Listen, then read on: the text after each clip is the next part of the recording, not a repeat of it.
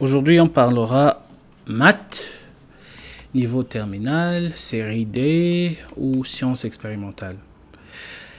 Et notre livre de guide, c'est le livre de terminal, collection SIAM, terminal SI.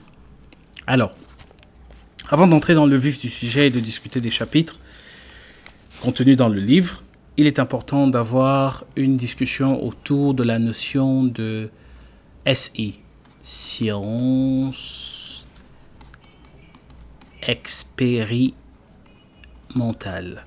Déjà, la physique est la science expérimentale par excellence. Science a une méthodologie.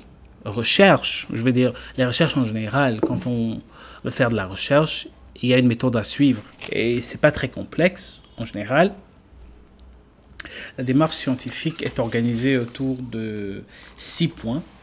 L'ordre n'est pas important, ça dépend de quelle filière. Si vous êtes chimiste, biologiste, physicien ou mathématicien, parfois, l'ordre est assez différent. Alors, en général, dans la démarche scientifique, une question ou un problème est à l'origine de la recherche, et parfois même une observation à l'origine de la question. Et après avoir posé la question ou posé le problème et fait des observations, il faut former une hypothèse pour à la fois expliquer le phénomène observé ou alors être en mesure de le prédire. Une fois l'hypothèse formulée, il faut tester la validité de notre hypothèse. Et le test de la validité se fait à travers des expériences.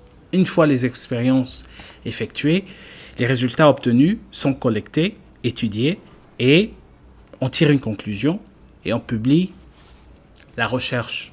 Et en général, c'est le procédé suivi un peu partout dans le monde. Et le livre de physique terminale, la deuxième fois qu'on se réfère à la physique. Donc, le livre de physique terminale est organisé sur le même principe. Mais on parle mathématiques aujourd'hui, pas de physique.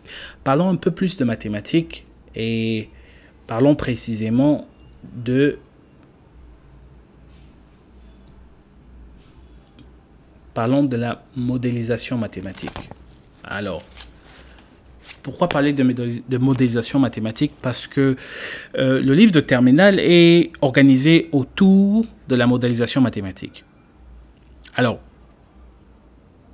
en général, pour modéliser un problème, il faut pouvoir le formuler de façon claire, collecter les données autour du problème, représenter les données sur un graphe, parce que il est plus facile de tirer des conclusions ou alors de faire des observations en utilisant des graphes. Et maintenant, à la suite des données et des graphes,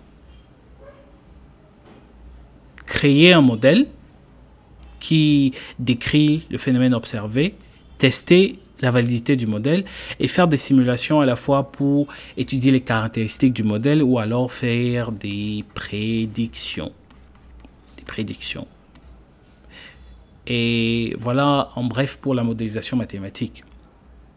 Et pour être en mesure de créer des modèles mathématiques, évidemment, il faut des outils. Et la compréhension des fonctions et l'étude des fonctions est véritablement à la base des modélisations mathématiques. Ce qui est au cœur de notre livre de maths terminal. Alors, continuons et parlons de l'articulation des chapitres dans le livre.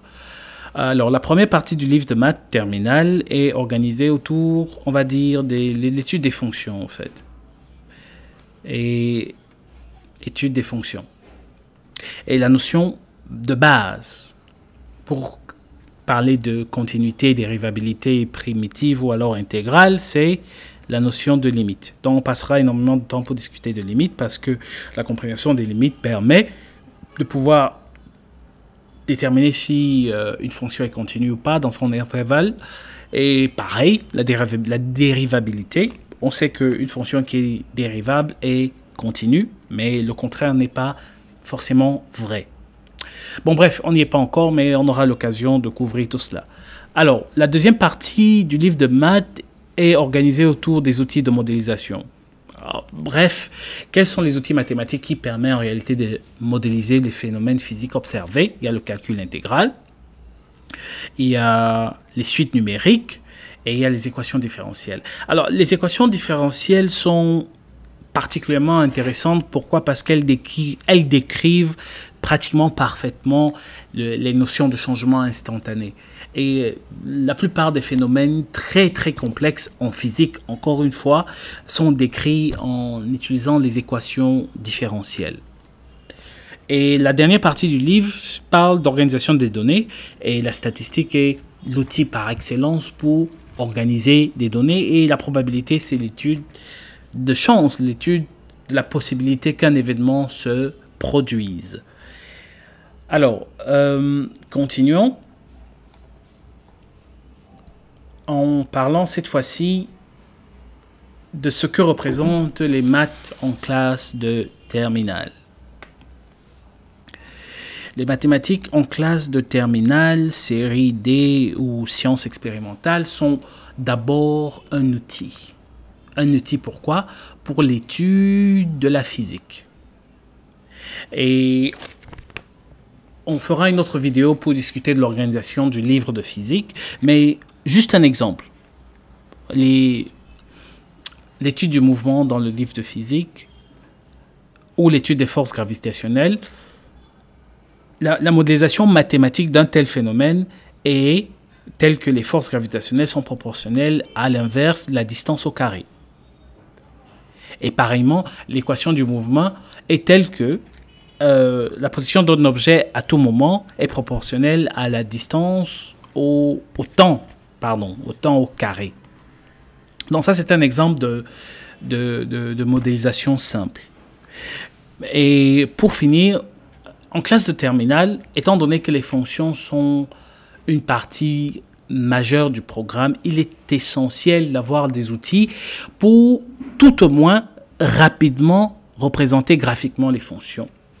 Et si vous avez un ordinateur, un PC, il y a des applications gratuites que vous pouvez télécharger qui vous aident à rapidement avoir une idée à quoi ressemble une courbe et à partir de là l'étudier même sans avoir besoin d'une quelconque aide.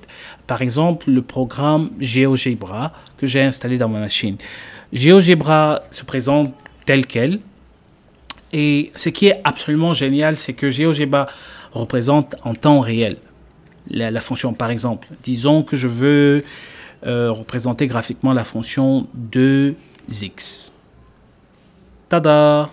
Représenter. Et disons qu'en réalité, je veux représenter la fonction 2x plus 1. Voilà, elle a bougé.